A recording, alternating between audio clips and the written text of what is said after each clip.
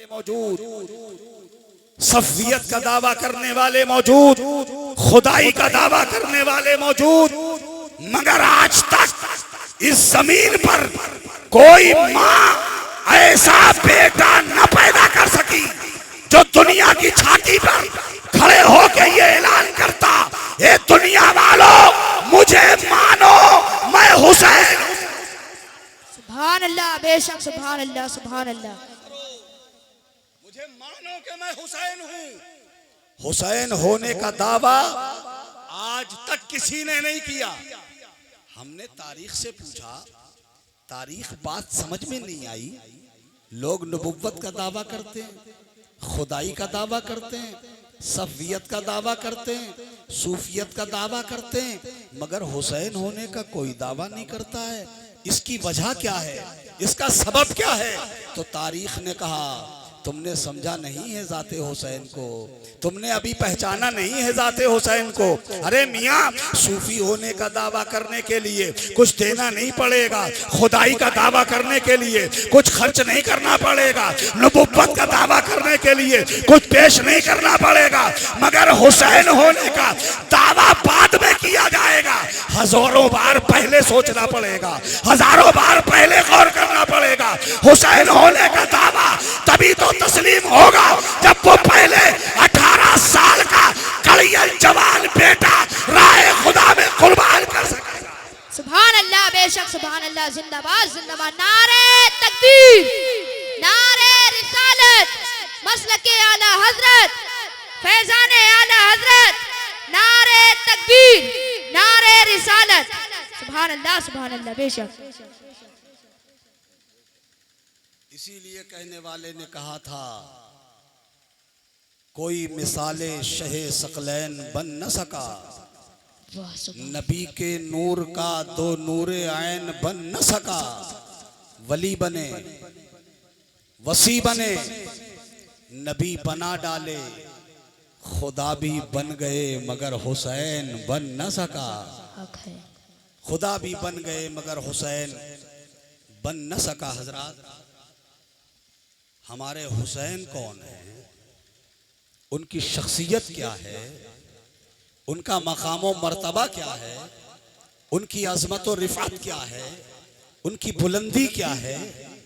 कत्ल हुए थे हुसैन करबला के मैदान में, एक लश्कर जर्रार लाया गया था उनके मुकाबले में।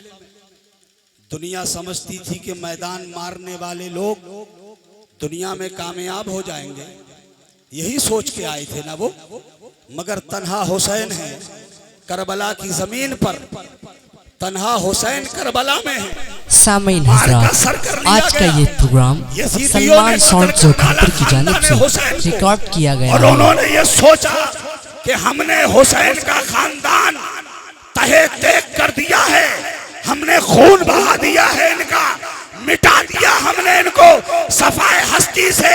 मगर कज़ा कदर का मालिक कह रहा था, ए यजीदियों, गलत सोच है तुम्हारी, हम तुमको जिंदा रखकर ऐसी मौत मारने जा रहे हैं, ऐसी मौत के कयामत तक अब तुम्हारे नाम का कोई दूसरा पैदा ना हो सकेगा। जिंदाबाद जिंदाबाद, बेशक सुभान अल्लाह। कोई दूसरा कयामत तक नहीं आएगा। और तुम समझते हो कि हमने सैयदा का लाल कत्ल कर डाला है। सुनो, हम हुसैन को शहादत देने के बाद ऐसी जिंदगी देने जा रहे हैं, ऐसी हयाते जाविदा देने जा रहे हैं, ऐसी हयाते नौ देने जा रहे हैं कि आज करबला में तन्हा हुसैन है, मगर कयामत तक घर घर हुसैन होंगे। क्या बात है, सुभान अल्लाह। नारे तकबीर, नारे रिसालत, मसलके आला हजरत, मसलके आला हजरत, फैजाने आला हजरत, नारे तकबीर। ये कभी कभी सही होता है, कभी पता नहीं कैसे हो जाता है। मैं बिल्कुल मुंह लगा के बोलूं, इसमें थोड़ा सा कैच तो करे। ये बात समझ में आ रही हो तो सुभान अल्लाह कह दीजिए। सुभान अल्लाह, सुभान अल्लाह। इधर वाले भी कह दीजिए।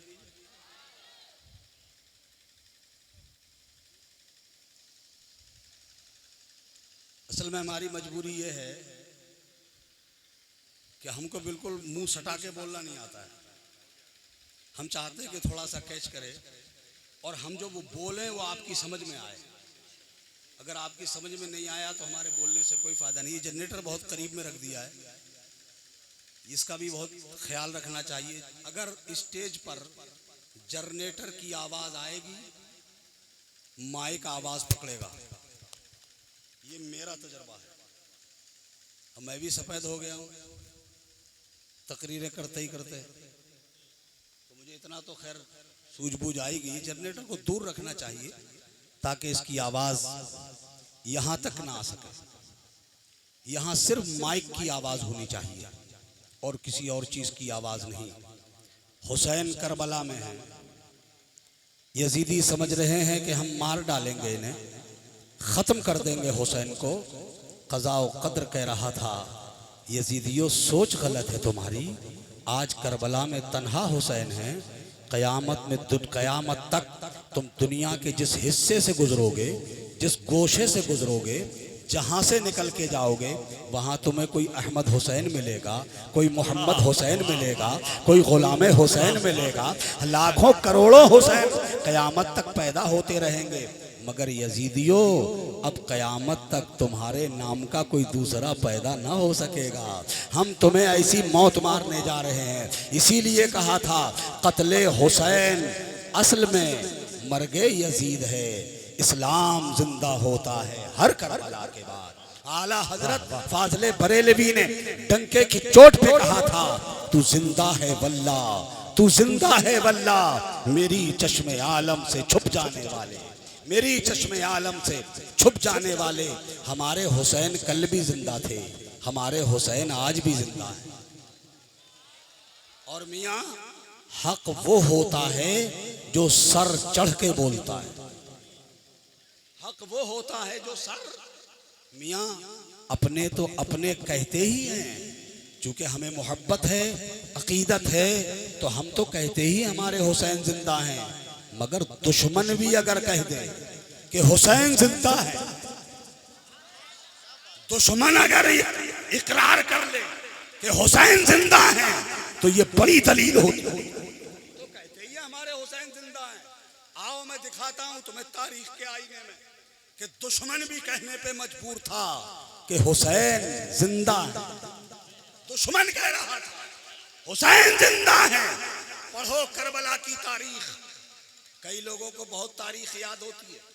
अल्लामा मोइनुद्दीन काशफी रहमतुल्लाह ताला अलैह ने एक किताब लिखी, उसका नाम है रौज़तुश शुहदा शरीफ। उसमें नकल फरमाते हैं मेरे इमाम, बहुत गौर से सुनना मेरी बात को। फरमाते हैं जब करबला का वाक़या हुआ, 10 तारीख को हो गया करबला का वाक़या। क्यों आप अच्छे नहीं लग रहे हैं हम तुम्हें?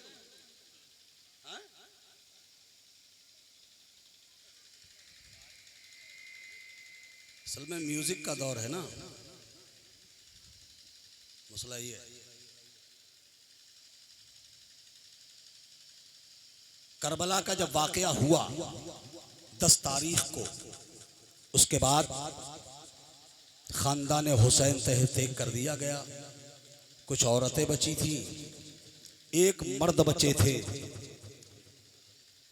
नाम था हजरत इमाम ज़ैनुल आबिदीन, जिनको आबिदे बीमार भी कहा जाता है। वो तन्हा बचे थे, सिर्फ एक मर्द खानदान हुसैन में, बाकी खवातीन थी, बीवियां थी, बेटियां थी, बहन थी, ये चंद औरतें थी। करबला का मैदान जिसमें लाशें पड़े थे शहीदों के, उन यजीदियों में जो लोग मरे थे, उन यजीदियों ने अपने मरने वालों के लिए कब्र खोदी, उनकी नमाज जनाजा पढ़ी और उनको उन्होंने दफन कर दिया।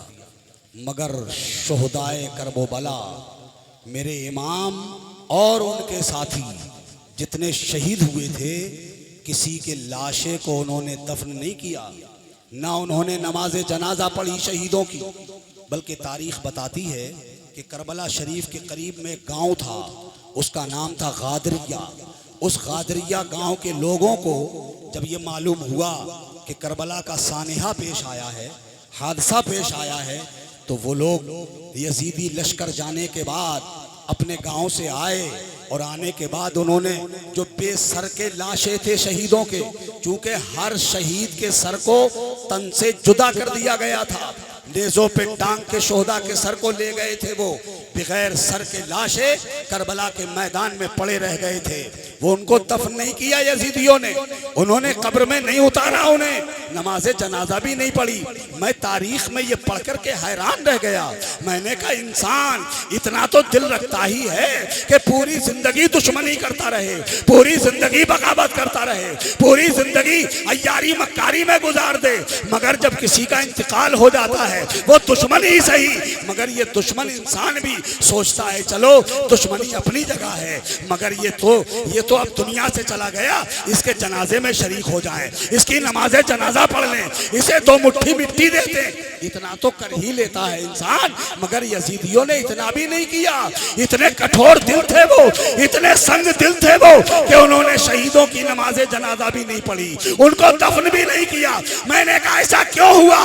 तो उलमाए किराम ने कहा बात दरअसल ये है कि जो कुछ इंसान नेक काम करता है उसमें अल्लाह की तौफीक होती है, बगैर अल्लाह की तौफीक वाह वाह वाह, जिंदाबाद इंसान कोई अमल कर ही नहीं सकता। अल्लाह तौफीक देता है तब इंसान नेक काम करता है। यजीदियों को अल्लाह ने ये तौफीक ही नहीं दी कि वो शहीदों की नमाज़े जनाजा पढ़ सके। क्यों अल्लाह ने तौफीक क्यों नहीं दी? तो उलमा फरमाते हैं, गौर से सुनना, ये निकात आपको हर जगह नहीं मिलेंगे, तवज्जो फरमाइए। उलमा फरमाते हैं अल्लाह ने उन्हें नमाज पढ़ने और दफन करने की तौफीक क्यों नहीं दी? उसकी वजह यह थी कि अल्लाह तबारक व तआला इनके सारे दरवाजे जो रिहाई के लिए हो सकते थे, उन सारे दरवाजों को मेरा रब बंद करना चाहता था। कहीं ये यजीदी लोग हुसैन और उनके साथियों को अगर दफन कर दें, कयामत में आएंगे, पूछा जाएगा इनसे, तो ये इतना तो कह सकेंगे, ये अल्लाह हमारा सारा गुनाह सही, हमने बहुत जुल्म किया था हुसैन पे, हमने बड़ी ज्यादती की थी हुसैन पे, उनके घर वालों को सताया था हमने, उनकी बेटी सकीना के थप्पड़ मारे थे हमने, उनकी बालियां नोचनी थी हमने बड़ा जुल्म किया था, मगर ए अल्लाह हमने सारे जुल्म किए थे, सारे जुर्म किए थे, हम मुजरिम हैं हुसैन के, मगर हमने एक एहसान भी तो किया था। वो एहसान ये था कि हुसैन के जनाजे की नमाज भी हमने पढ़ी थी और उनको दफन भी किया था। इस एहसान का तो बदला हमें दिया जाए, इसलिए अल्लाह ने उनको ये तौफीक नहीं दी कि वो नमाज जनाजा पढ़े और कल मैदान महशर में ये अपना उज़्र पेश कर सके, इसलिए अल्लाह ने उन्हें तौफीक नहीं अता। या रसूल अल्लाह, जिंदाबाद जिंदाबाद भाई, जिंदाबाद जिंदाबाद। अब आगे बढ़े।